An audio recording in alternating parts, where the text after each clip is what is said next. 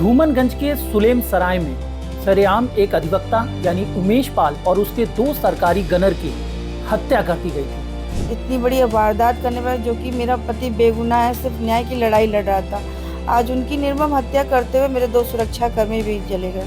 Video viral किया है, मेरे पति उतर रहे हैं। जिस प्रकार से निर्मम हत्या की जाती है, यानी एक तरह से धमकी देना हो गया कि अब मेरा अभी तो समय नहीं है, लेकिन जब समय आएगा तो वक्त बताएगा कि कैसे मैं देता हूँ उसका जवाब। और अतीक अहमद का वो वीडियो वायरल होता है कि यहाँ से लेकर वहाँ तक दौड़ाते ले जाऊँगा अभद्र गाड़ियों का प्रयोग करते हुए। 24 फरवरी का दिन ये वही दिन है जब धूमनगंज के सुलेम सराय में सरेआम एक अधिवक्ता यानी उमेश पाल और उसके 2 सरकारी गनर की हत्या कर दी गई थी और उसके हत्या को हुए 3 साल अब होने को आए हैं। ऐसे में हमारे साथ बातचीत करने के लिए उमेश पाल की पत्नी जयापाल जी हमारे साथ मौजूद है। 3 साल पूरे होने को आए हैं, लेकिन अभी भी जो 5 लाख रुपए के 3 इनामी हैं, उसके बाद लेडी डॉन है और जैनब फातिमा है, आयशा नूरी हैं, इन पर भी इनाम है। ये अभी तक पुलिस की गिरफ्त में नहीं आई हैं। कितना डर लगता है, किस तरीके से आप इस डर के साए में रह रही हैं?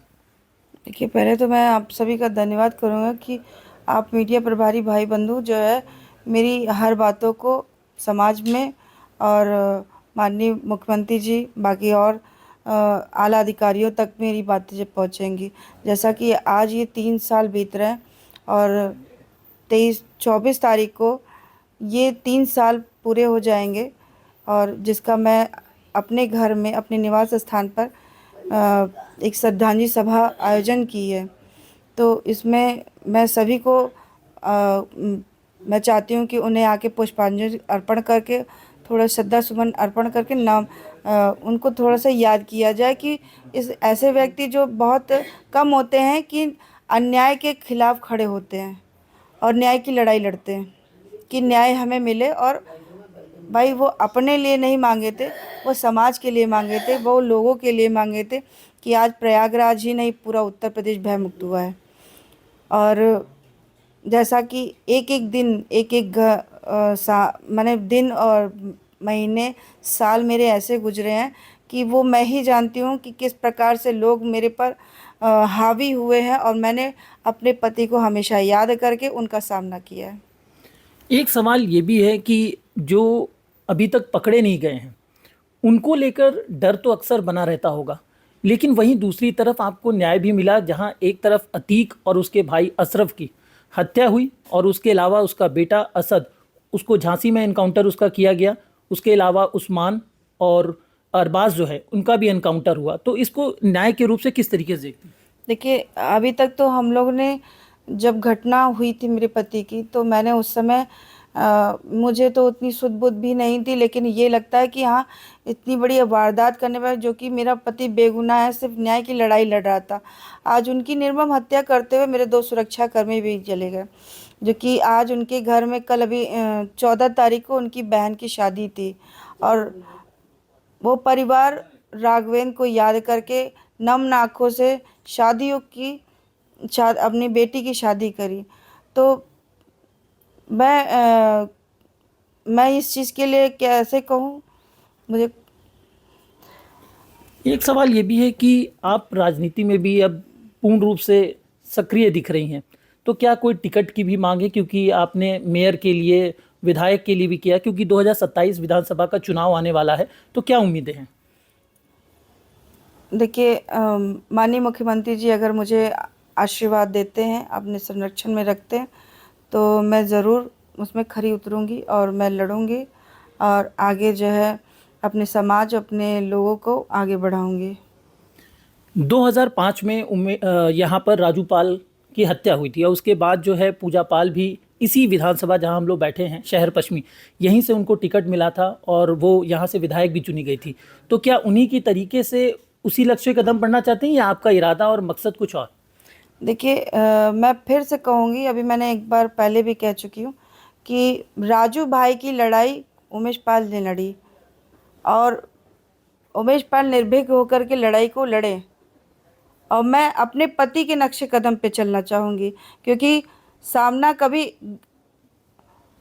बहादुरी से करनी चाहिए, बुज़दिली से नहीं।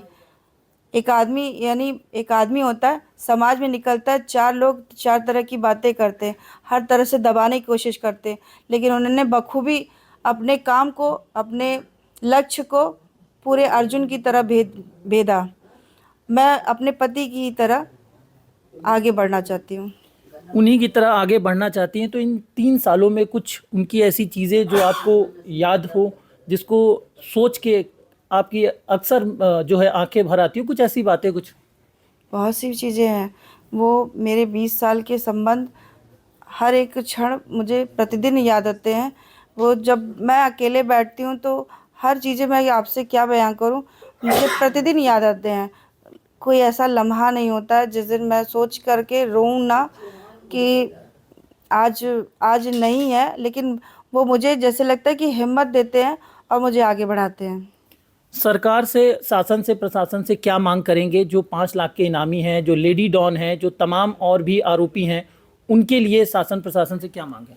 शासन प्रशासन से यही मांग है कि उन्हें गिरफ्त किया जाए और उसी प्रकार से अतीक अहमद अशरफ जैसी लोगों की तरह इनको भी दुरुस्त किया जाए, क्योंकि ये लोग ऐसे हैं कि ये कौम ऐसा है कि आज नहीं कल तो बदला ज़रूर लेता है। जबकि आज आप लोग देख सकते हैं फेसबुक के माध्यम से, इंस्टाग्राम के माध्यम से, कि बराबर वो लोगों का कहना है कि उन्होंने अभी एक वीडियो वायरल किया है, मेरे पति उतर रहे हैं, जिस प्रकार से निर्मम हत्या की जाती है उस तरह से उन्होंने वीडियो अपलोड किया है। और उसमें जैसे कहा ना कि आज आपका समय है, कल मेरा समय आएगा, मैं वक्त फिर से दोहराएगा। यानी एक तरह से धमकी देना हो गया कि मेरा अभी तो समय नहीं है, लेकिन जब समय आएगा तो वक्त बताएगा कि कैसे मैं देता हूँ उसका जवाब। और अतीक अहमद का वो वीडियो वायरल होता है कि यहाँ से लेकर वहाँ तक दौड़ाते ले जाऊँगा अभद्र गाड़ियों का प्रयोग करते हुए। ये मुझे बताइए कि आपके सुरक्षा में सुरक्षाकर्मी भी लगे हुए हैं, तो किसी प्रकार की कोई दिक्कत अभी फ़िलहाल और आगे क्या आपकी है? देखिए, सुरक्षाकर्मी तो रहेंगे, लेकिन सरकार की सुरक्षा में रहेंगे तो बहुत बेहतर रहेगा। बहुत बहुत धन्यवाद। तो जिस तरीके से जयपाल ने बताया कि अभी भी उनके जो लोग हैं रील बनाते हैं, रील के जरिए एक मैसेज देने की कोशिश करते हैं, लेकिन सरकार पर उनको पूरा विश्वास है और वो सरकार के ही संरक्षण में रहना चाहती हैं। प्रयागराज से Vinay Singh Raghuvanshi, Times Now Bharat. Zero हमने इन्वेंट किया, हमने बताया दुनिया को, जहां योग है वहां रोग नहीं। सबसे पुरानी सभ्यता है हमारी। गुलामी से तो और देश भी लड़े भाई, पर आजादी के लिए अहिंसा का रास्ता बस हमारा था। अपने पसीने से जमीन सींचता किसान और घर में घुसकर मारने वाले जवान, बस इसी मिट्टी ने जने हैं। इसके हाथ ने जब थामा जज्बा तो इतिहास रचे। कदम बढ़ाए तो चांद का वो हिस्सा चूमा भाई, जहां कोई कभी नहीं पहुंचा। आज पूरी दुनिया में शान से लहरा रहा है तिरंगा, और इसके पीछे है गर्व से भरी अनगिनत कहानियां जो लिखी जा चुकी हैं और लिखी जा रही हैं, जिन्हें मैं सुनाऊंगा राष्ट्रगर्व रोज शाम 6:25 पर।